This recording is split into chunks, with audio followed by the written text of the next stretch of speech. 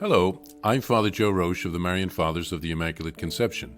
Thank you for joining us as we continue with our year-long journey reading the diary of St. Maria Faustina Kowalska from beginning to end. Today we take up from where we left off, beginning with diary entry number 1658.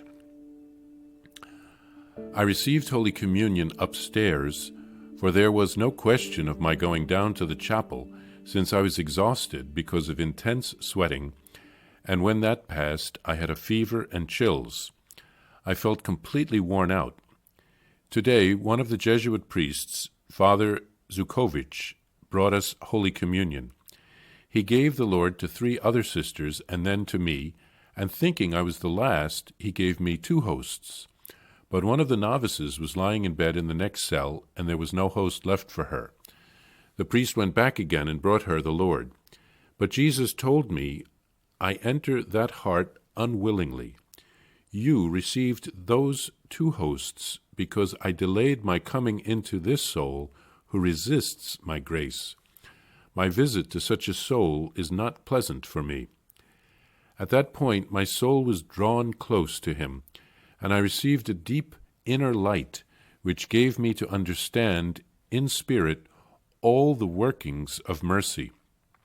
It was like a flash of lightning, but more distinct than if I had watched it for hours with the eyes of my body.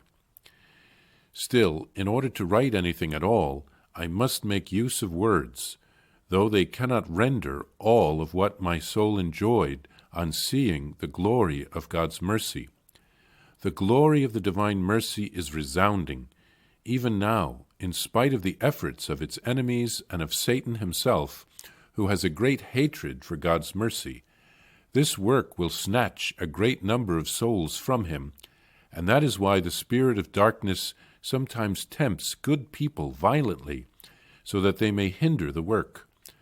But I have clearly seen that the will of God is already being carried out, and that it will be accomplished to the very last detail. The enemy's greatest efforts will not thwart the smallest detail of what the Lord has decreed.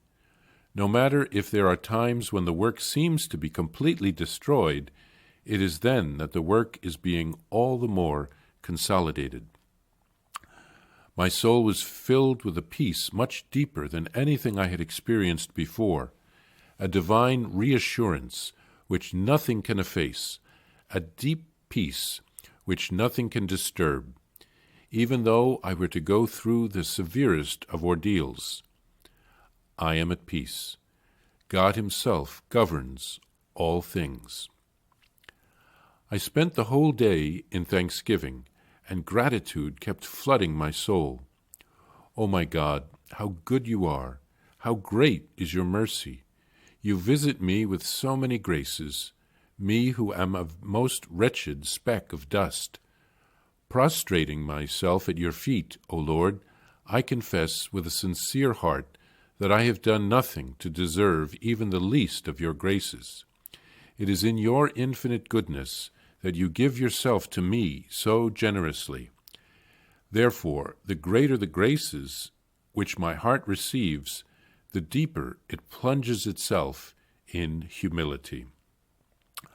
O Christ, suffering for you is the delight of my heart and my soul. Prolong my sufferings to infinity, that I may give you a proof of my love. I accept everything that your hand will hold out to me. Your love, Jesus, is enough for me. I will glorify you in abandonment and darkness, in agony and fear, in pain and bitterness, in anguish of spirit and grief of heart. In all things may you be blessed. My heart is so detached from the earth that you yourself are enough for me. There is no longer any moment in my life for self-concern. Holy Thursday, April 14th, 1938. Today I felt strong enough to take part in the ceremonies of the Church. During Holy Mass, Jesus stood before me and said, "Look into my heart and see there the love and mercy which I have for humankind, and especially for sinners. Look and enter into my passion. in an instant I experienced and lived through the whole passion of Jesus in my own heart. I was surprised that these tortures did not deprive me of my life. During adoration, Jesus said to me, "My daughter, know that your ardent love and the compassion you have for me were a consolation to me in the Garden of Olives."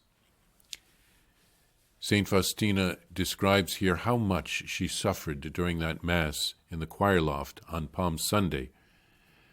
Then, back in the infirmary, St. Faustina receives 2 hosts from the priest because he thought she was the last one to receive.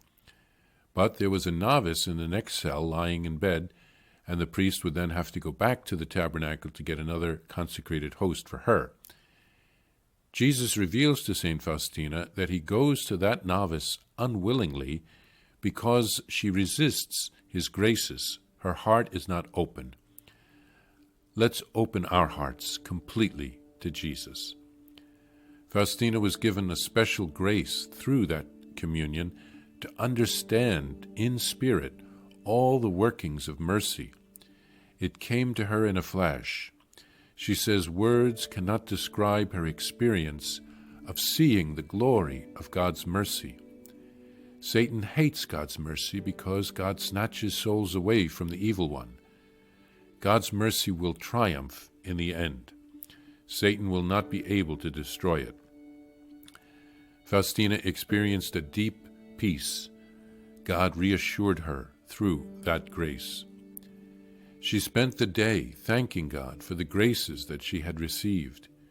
She recognized that she didn't deserve all the graces that God gives her, so she was deeply humbled. And Faustina gladly offers her sufferings to Christ as a proof of her love. Faustina is becoming more and more detached from this world as she gives her heart completely to Jesus. On Holy Thursday, Jesus told Faustina to look into his heart and to see the love and the mercy that he has for sinners. Jesus tells Faustina that her love was a consolation to him in the Garden of Gethsemane. Jesus, of course, would be able to experience the past, present, and future as the God-man.